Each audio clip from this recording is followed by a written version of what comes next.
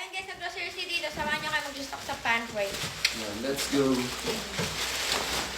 Nag-grocery kasi si Otits nyo. And ayan, meron ditong 3 box. Tapos ayan yung pantry namin mismo, katabi nung rep namin. Tapos si Apang nakain. Panghay ka sa kanila, Pang.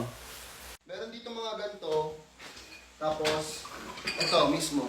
Mga ganyan. Tapos, mga milk. Ganyan.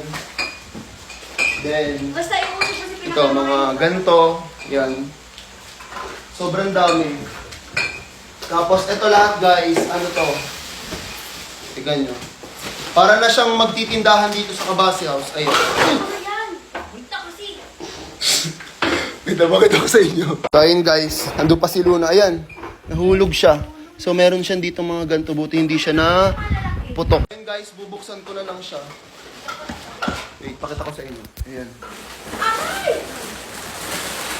Ayan na mismo yung mga pagkain. Ito guys, yung mga pagkain na ilalagay dun sa pantry, opo. Kasi dito guys, sa Kabasi House, medyo malalayo po yung tindahan. So, ginagawa ko every month. Madamihan na po para kukuha na lang sila dyan pag gusto nila kumain, ganun. And ayan, may mga delata. Pero meron din naman na ditong hindi pa nauubos. Check mo. Ayan. O, diba? So, ayun lang naman. Hindi ko alam kung ilang part to. Basta, ayan, magre-resta kami ng pantry.